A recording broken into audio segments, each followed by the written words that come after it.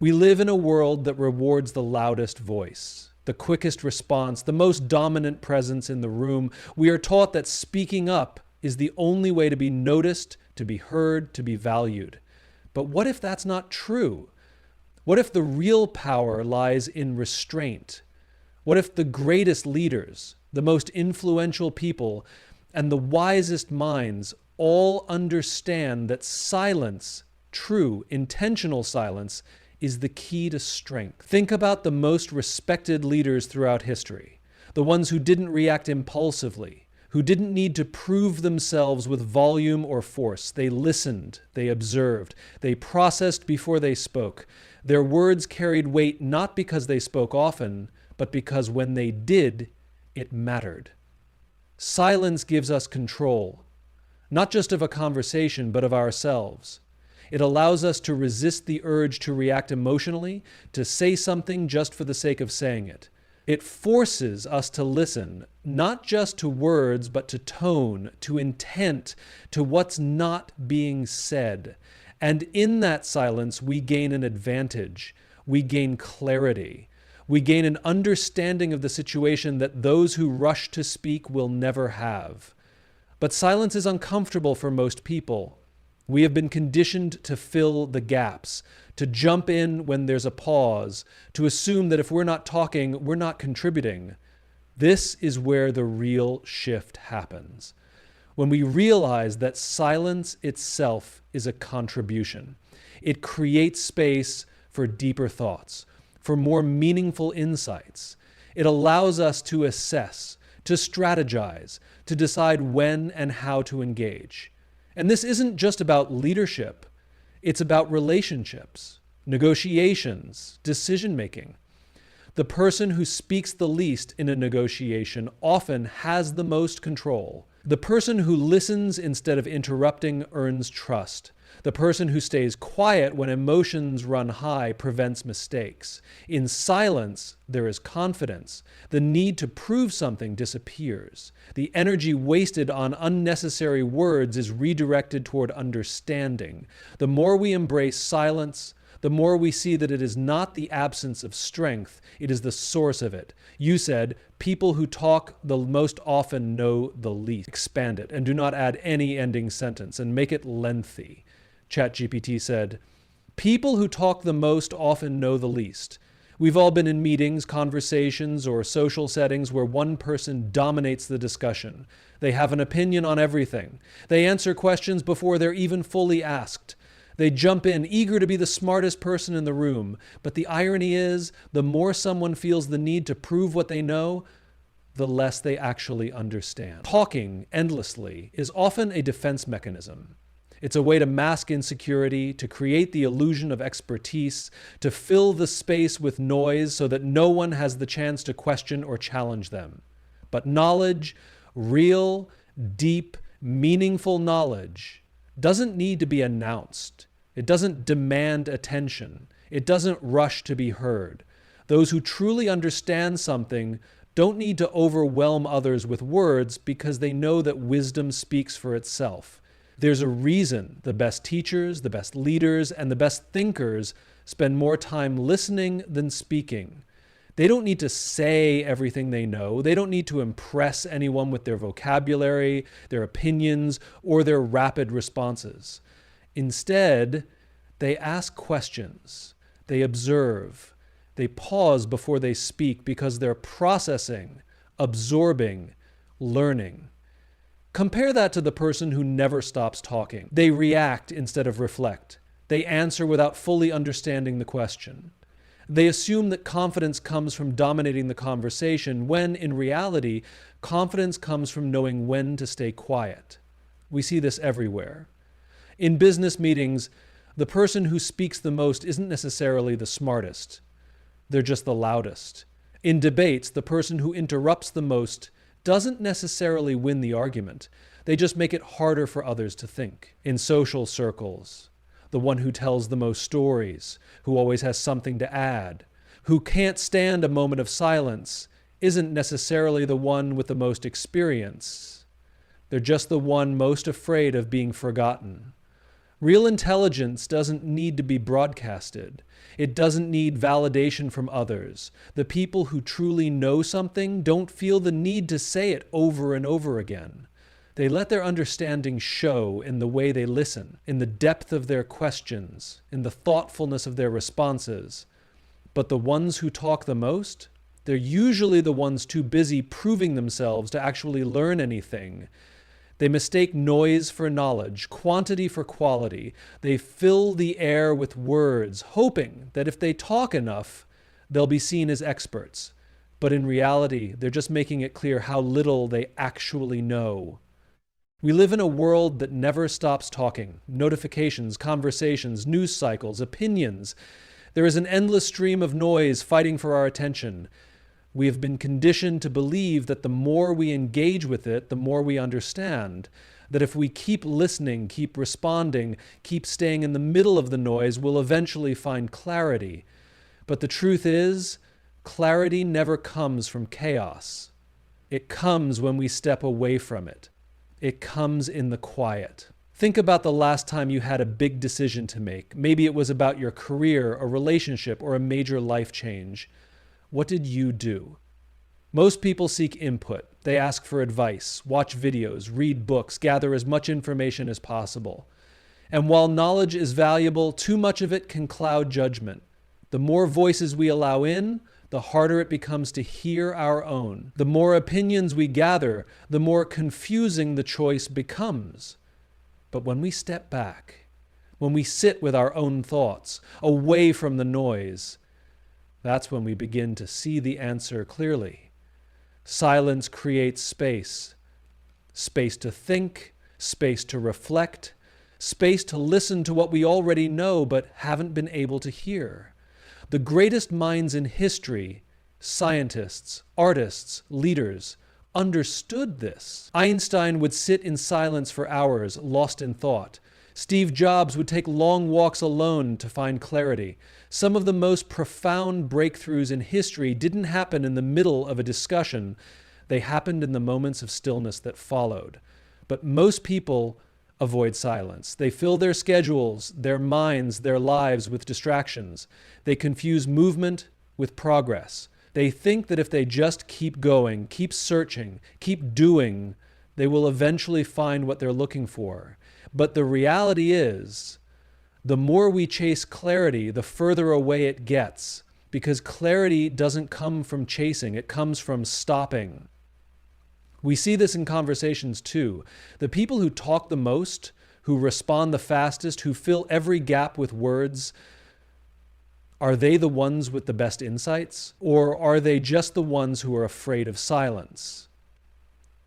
The best communicators, the best decision makers, the best leaders, they don't rush to speak. They wait.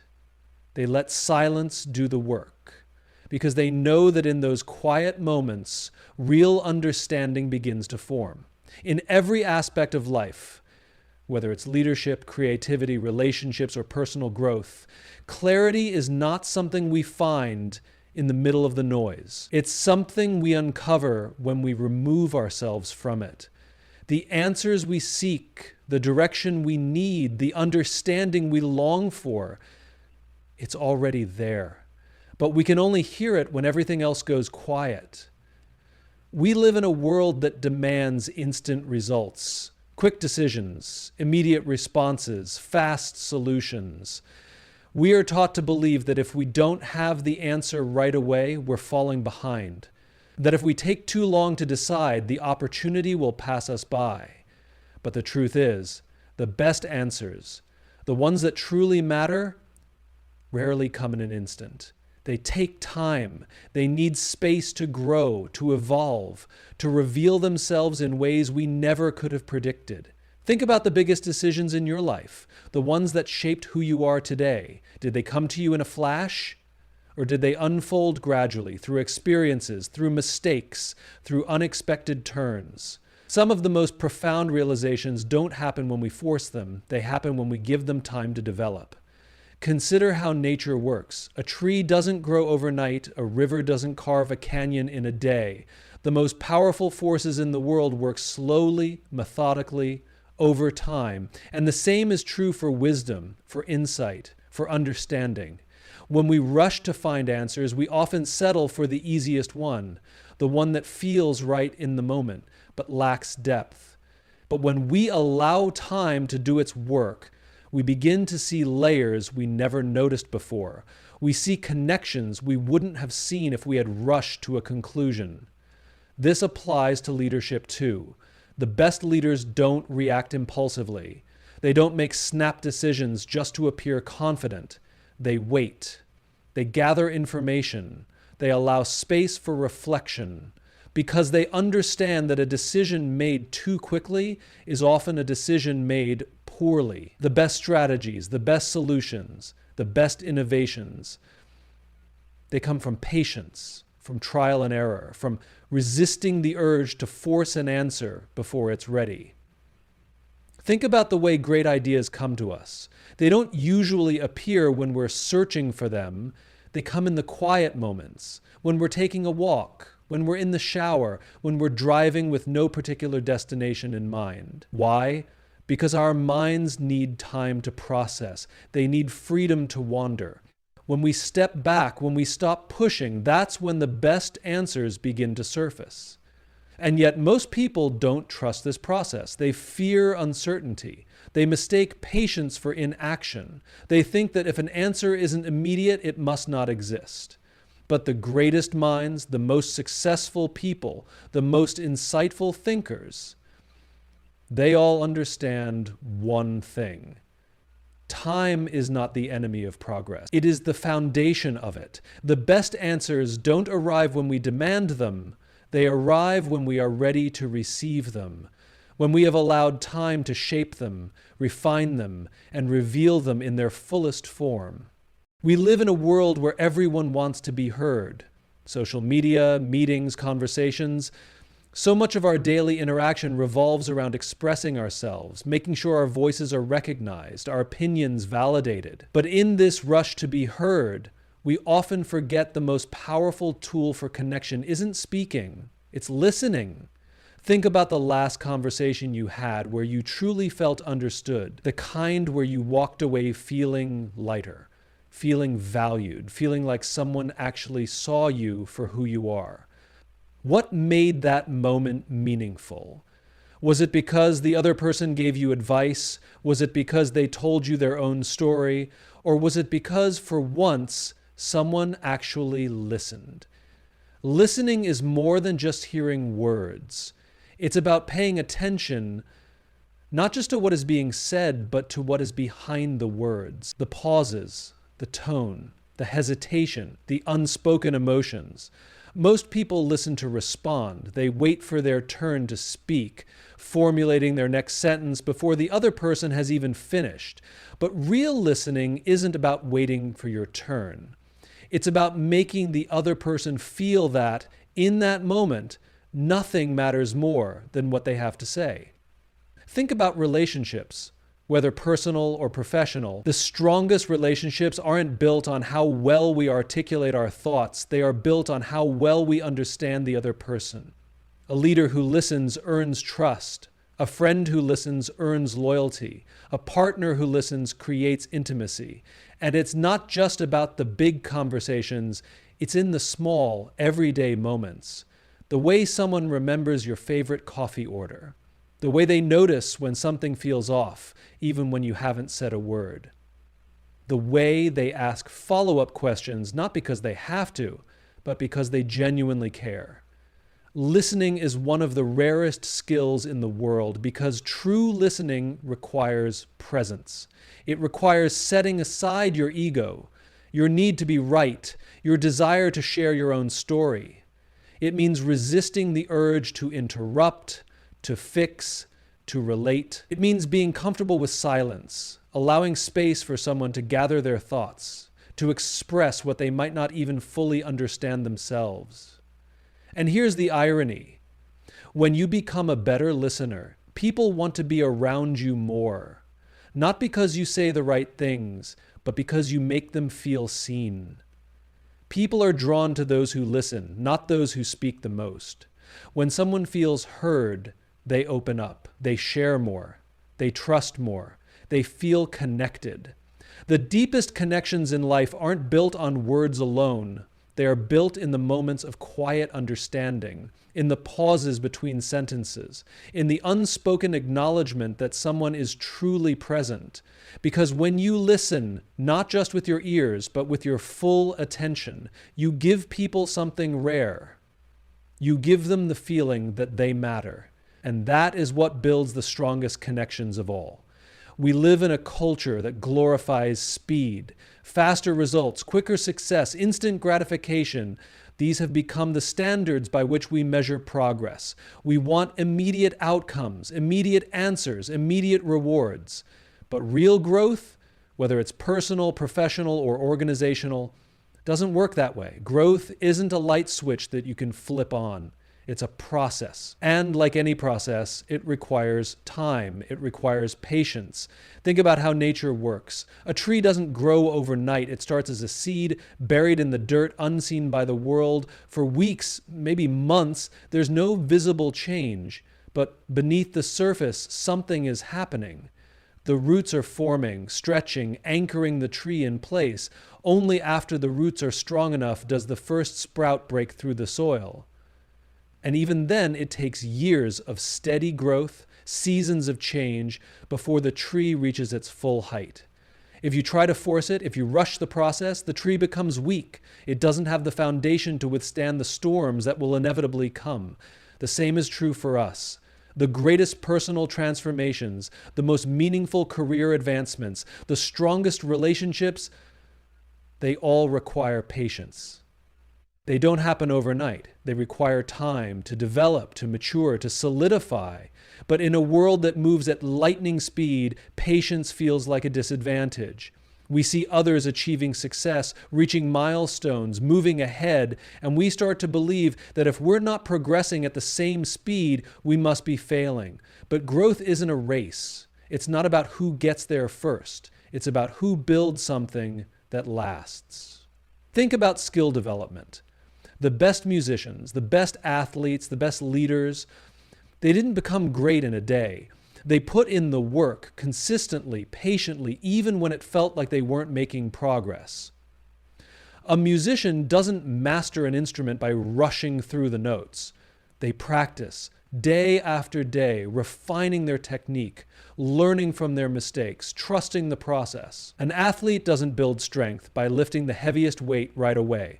They start small, they train consistently, and over time, they grow stronger. The same applies to leadership, to business, to personal development. Those who succeed aren't necessarily the most talented. They're the ones who have the patience to keep going when progress is slow. Patience also plays a crucial role in decision-making.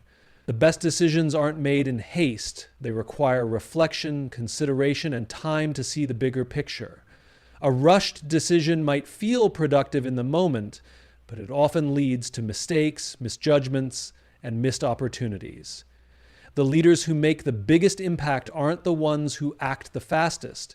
They're the ones who wait for the right moment, the right opportunity, the right conditions. They understand that timing is everything, and sometimes the smartest move is to wait. We see this in relationships too. Strong relationships aren't built in a day. Trust isn't formed overnight. It takes time. Time to understand each other, to navigate challenges, to build a foundation that can withstand difficulties. Friendships, partnerships, even professional relationships all require patience. The willingness to invest in someone, to give them time to grow, to allow the relationship to develop naturally instead of forcing it to happen on your timeline. Patience isn't about passively waiting. It's about actively trusting the process.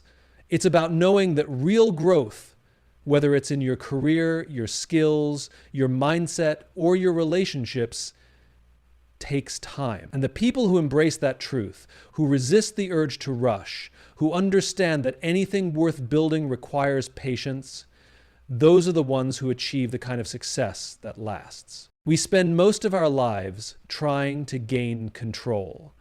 Control over our careers, control over our relationships, control over the future.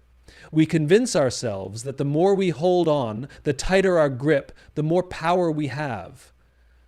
But the truth is, the more we try to control everything, the more powerless we become.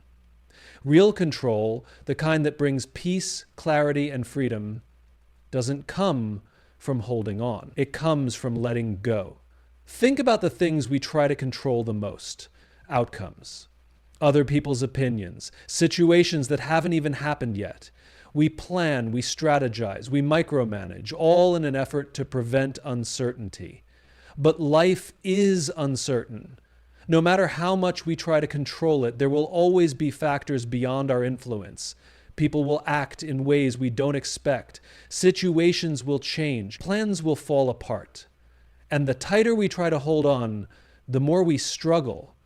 It's like trying to hold water in your hands. If you squeeze too tightly, it slips through your fingers. But if you loosen your grip, if you trust that the water will settle where it needs to, you actually retain more of it. The same applies to control. The more we try to force things to go our way, the more resistance we create. But when we let go, when we trust the process, when we accept that not everything is in our hands, we gain a kind of control that is much stronger than force. Think about leadership. The best leaders aren't the ones who control every detail, who dictate every move, who micromanage their teams. They are the ones who trust, who empower others, who create an environment where people can make decisions, learn, and grow. By letting go of the need to control every outcome, they actually create more stability, more engagement, more success. Their teams don't operate out of fear, they operate out of trust. And that trust leads to results that no amount of forced control could ever achieve. This is true in relationships as well. The more we try to control the people in our lives, what they think, how they act, what they feel, the more tension we create. We can't force someone to care. We can't demand love, respect, or loyalty. Those things happen naturally when we allow people the space to be themselves. The strongest relationships aren't built on control. They're built on trust, on mutual respect, on the freedom to be vulnerable without fear. Letting go doesn't mean giving up. It doesn't mean not caring. It means understanding the difference between what we can influence and what we can't. It means putting energy into what actually matters, our own actions, our own mindset, our own growth, instead of wasting it on things beyond our reach. It means choosing trust over fear, presence over anxiety, faith over doubt. Ironically, the moment we stop trying to control everything, we gain control in a way we never expected. We stop reacting to every little change. We stop feeling like we're constantly fighting against the current. We become adaptable, resilient, open to possibilities we never would have considered if we were too busy clinging to one narrow vision of how things should be. There is a freedom that comes with letting go, a confidence that grows when we stop resisting what we can't change, a power that emerges when we focus on what we can control, our actions, our perspective, our ability to navigate whatever comes our way. And in that shift, in that surrender, we find what we were searching for all along. We often think of confidence as something that needs to be proven. We associate it with boldness, with loudness, with the ability to take up space in a room. We imagine the charismatic speaker, the fearless leader, the person who walks into any situation and immediately commands attention. But true confidence doesn't demand to be noticed. It doesn't need to announce itself. It is felt, it is seen, it is present, even in silence. Think about the people who have left the strongest impressions on you, the ones who carried themselves in a way that made you trust them, respect them, listen to them, without them having to say much at all. What was it about them? Was it their words, or was it something deeper? Their posture, their ability to be still in a world that constantly rushes to fill every silence. Confidence isn't about how much you say. It's about how you carry yourself when you say nothing at all. It's in the way you stand, in the way you listen, in the way you hold eye contact without looking away nervously. It's in the ability to sit in silence without feeling the need to fill it. It's in the calmness that comes from knowing you don't need external validation to prove your worth. Insecurity, on the other hand, often disguises itself as confidence. It shows up in over-explaining, in talking too much, in constantly seeking reassurance. It's the person who interrupts, who raises their voice to be heard, who insists on making their presence known because deep down they are afraid of being overlooked. But real confidence doesn't come from trying to prove yourself. It comes from knowing that you don't have to. Look at the greatest leaders, the most influential figures in history. They didn't win people over by speaking the loudest. They won people over by carrying themselves with certainty. They spoke when it mattered, but they were just as powerful when they were silent. They listened more than they talked. They observed before they reacted. And when they did speak, their words had weight. Not because they filled the space with endless talking, but because they had the patience and wisdom to wait for the right moment. Confidence is about trust. Trust in yourself, in your abilities, in your value. And that kind of trust doesn't need to be put on display. It doesn't need constant reassurance. It doesn't waver under pressure. It stands firm, even in moments of doubt. It allows you to walk into a room and command respect, not because you demand it, but because you embody it. Think about the way body language communicates confidence. A person who believes in themselves doesn't fidget, doesn't shrink into the background, doesn't avoid eye contact. They stand tall, they breathe easily, they take their time. They don't feel the need to rush their words, to over-explain, to seek approval. They are comfortable in their own skin, and that comfort radiates outward. And that's the thing about confidence. It doesn't need permission. It doesn't need to be loud. It doesn't need to prove anything. The strongest people in the room are often the ones who don't need to say much at all. Their presence speaks for itself. Their energy, their self-assurance, their quiet strength, it says everything that words never could. Silence is not emptiness. It is not passivity. It is not the absence of thought or action. Silence is space. Space for clarity, for wisdom, for growth. It is in silence that we listen, that we observe, that we allow the world to reveal itself to us instead of constantly trying to impose our will upon it. When we stop speaking just to fill the void, we begin to hear what truly matters. When we resist the urge to control every outcome, we create room for the right opportunities to unfold. When we let go of impatience, we allow the best answers to arrive in their own time. And when we step back, when we embrace stillness, when we trust the process, everything that is meant for us finds its way. The world is always speaking. The question is, are we silent enough to listen?